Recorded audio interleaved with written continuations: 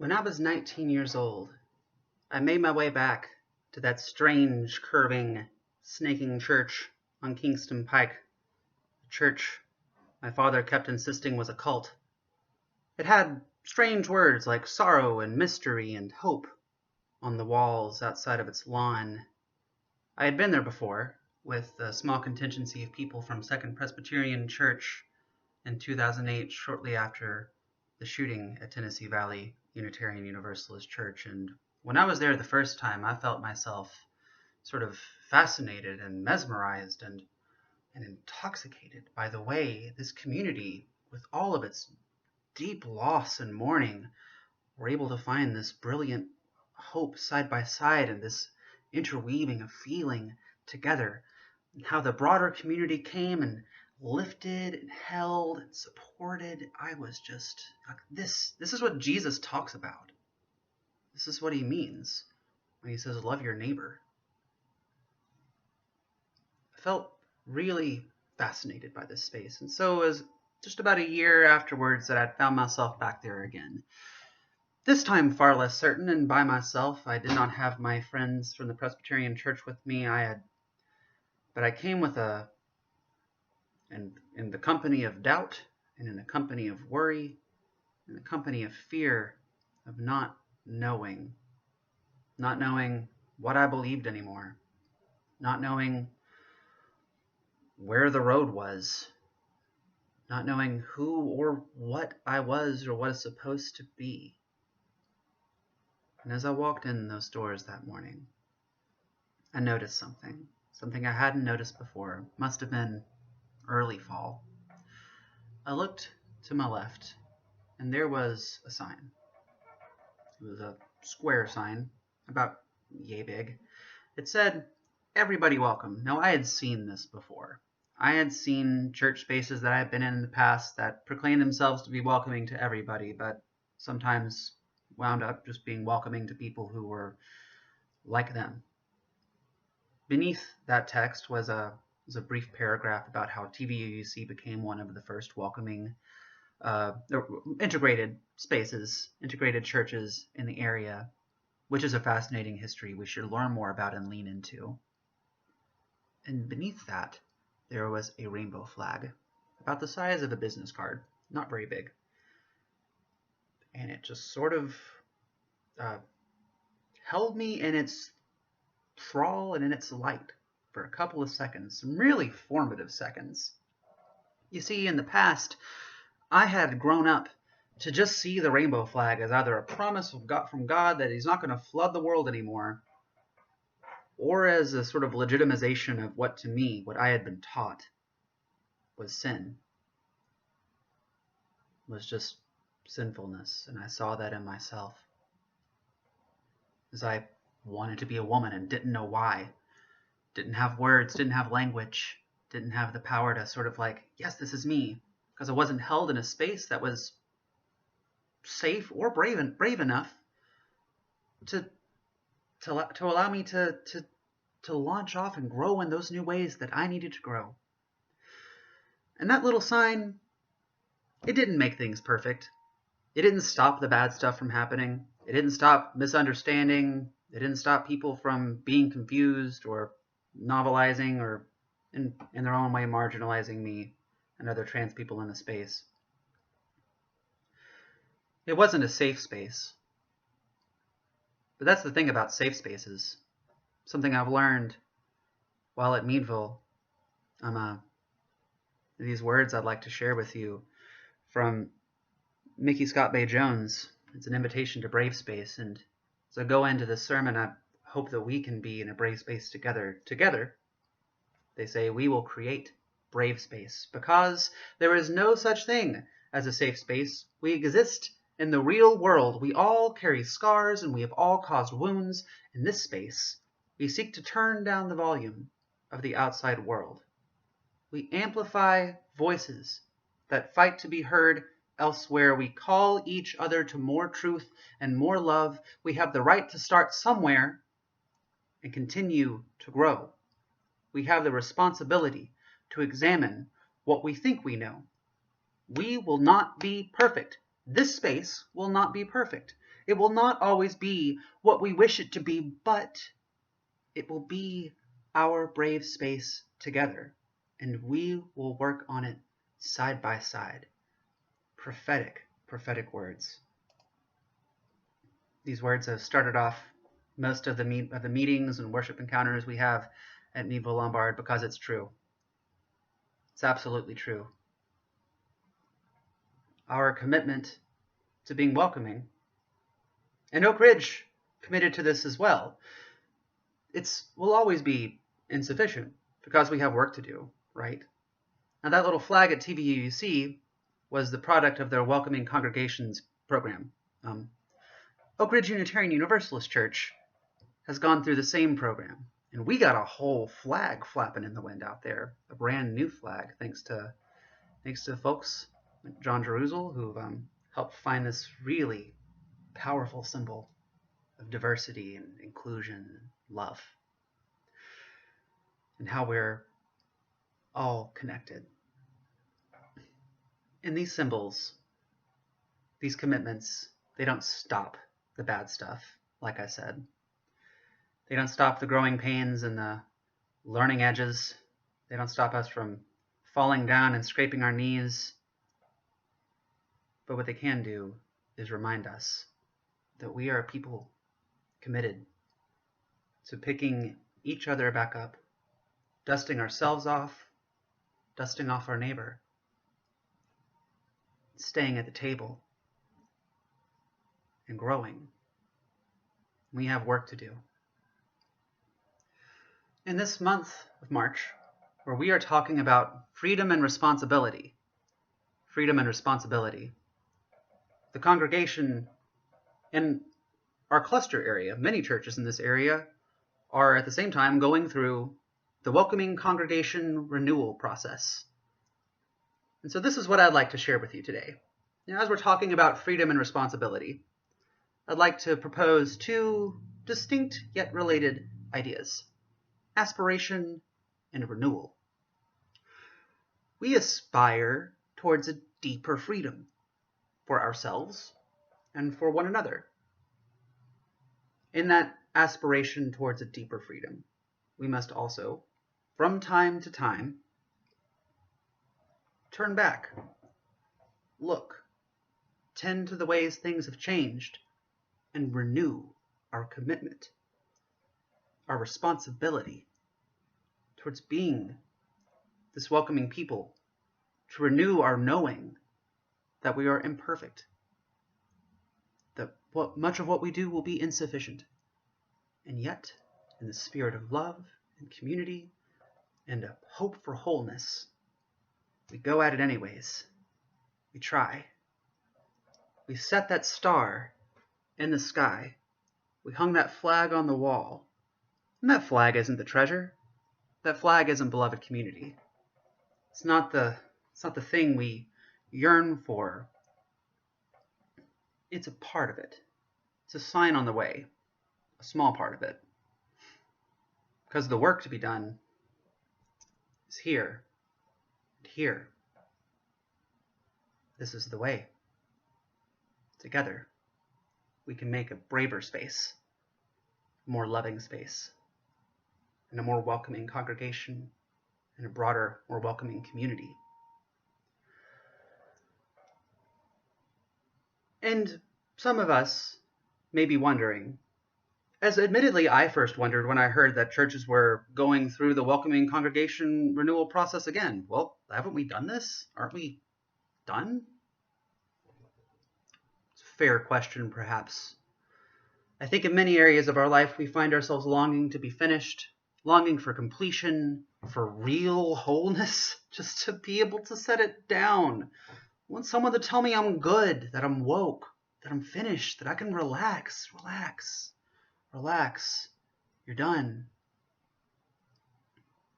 And that yearning might live in many of our hearts. Perhaps it lives in yours in some ways. I know I am eager to be done with a lot of things in my life too.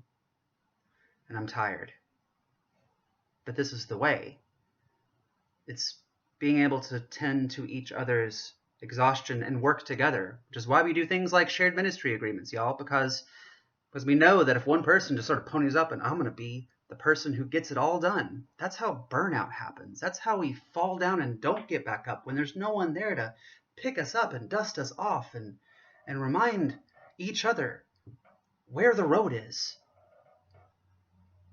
We as a faith tradition have, and played our small role in the sort of dynamic of social change. We're walking through the wilderness. Unitarian Universalism doesn't really look like a straight and narrow. Many of us come to this tradition because it's not a straight and narrow. Straight and narrows are hard to walk too, but at least you have a sort of guidepost, a line. For us, we are in the meadow and the mist, walking together, sometimes straying and coming back together, weaving in and out this tapestry of life and of love that we build here. That's part of what beloved community means, I think. When we set these aspirations so many years ago, to be a welcoming congregation the first time, y'all, gay marriage was illegal in most places. It was definitely illegal in Tennessee. Can you believe that?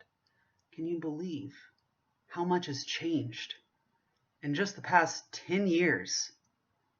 When we set this commitment to be a welcoming people the first time, people like me, transgender people, were just relegated. Were just imagined to exist purely in the confines of drag shows and daytime talk, like Jerry Springer. We existed, but our fullness, our humanity, wasn't tended to. When we set that aspiration to be a welcoming congregation, it didn't just help people like me and maybe people like you, our LGBTQ plus family here in this space. It helped a lot of people, as I've come to understand by talking to people. The commitment to being a more welcoming space helped people with invisible disabilities, people who struggled with mental illness, to bring a little bit more of ourselves in the world. It helped people who struggle with addiction to be a little more honest about what their struggles were. It helped people in alternate family environments, polyamorous people with different ideas of family. It helped them to be seen. We deserve to be seen. We deserve to bring more of ourselves into this space where we can be more holy and more holy ourselves. This is the way.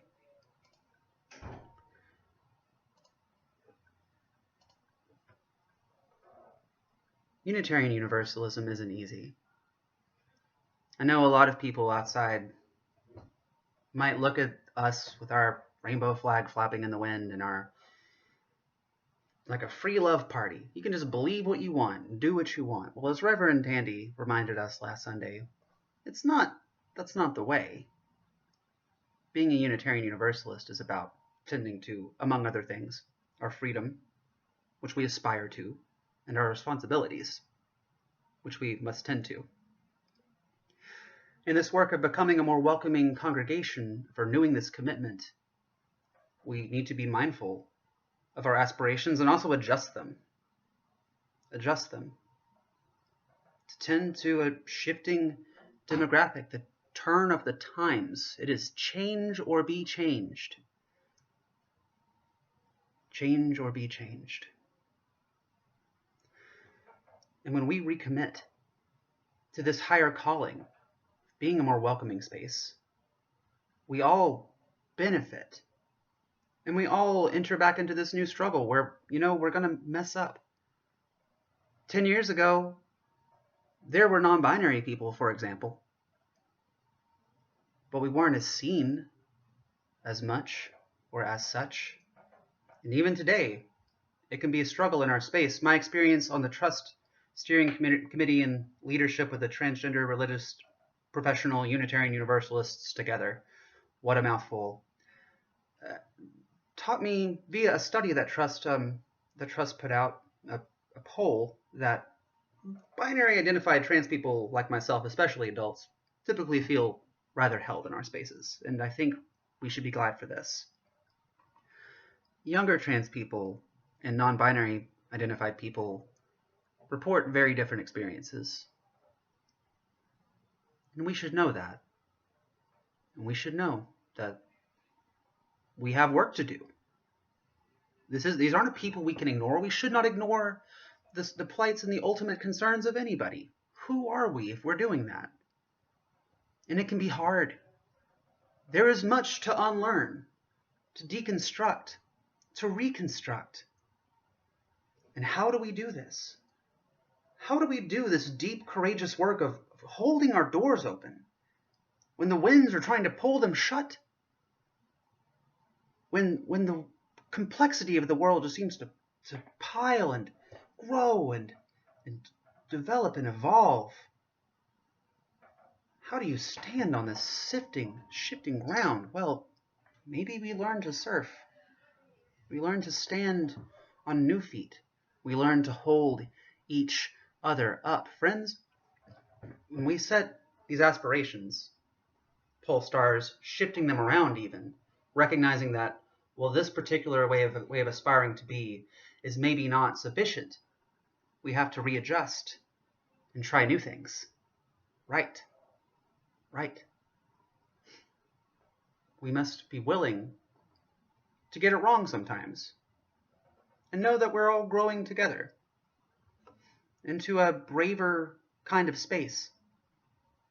When I was at a conference with people from Meadville Lombard, my seminary. They followed me to Knoxville. They didn't actually follow me to Knoxville, but they were here, which was very cool. They gave a presentation at Tennessee Valley.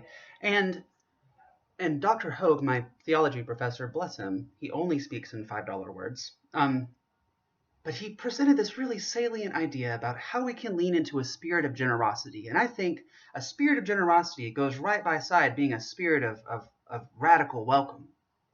And so what Dr. Hogue said is that the spirit of generosity, the spirit that builds resilience for complicated and uncertain times, is rooted in 4 things. Curiosity. That curiosity that keeps us wondering about ourselves and wondering about our neighbor and what is this and what is that? It's a playfulness, right? It's a playfulness. It's a fire that burns in us. And alongside of that is our humility. An ability to listen, to be open, to lay low to the ground like water in a valley. And alongside curiosity, which is the movement, and humility, which is the stillness, these things play together. And in their play, we become more teachable. We become more able to be open and to be engaged. Because to be taught is not a passive process. It is an engaged and embodied experience. And alongside teachability, and this is important, is our ability to be revised. Revisability. Revisability helps teachability not become rigid, frozen in its own way. Friends, when I was in high school, I was taught that atoms are these little balls with other little balls floating or orbiting around them. And I know many of us who work at the lab, many people who work at the lab will be happy to tell me that is not how atoms work. I also can't properly describe atoms now. I think they're like little balls with other little balls fizzing and popping in and out of existence. That's complicated. I have more to learn here. But by being revisable, maybe someday someone can explain atoms to me. But I know I don't know the full picture. All of our perspectives are provisional, insufficient, and covered in something of a bias. And so we might deconstruct some of our own perspectives. We might look for what is true and profound and salient and beautiful in people whom we might feel we have nothing in common with. Well, maybe that's true. But we ought to come in anyways and open the doors and do our best to be a people who are genuinely and radically welcoming. And it's hard work, but I'm in this work with you, tiring as it can be, because we need each other, friends. We need each other so badly.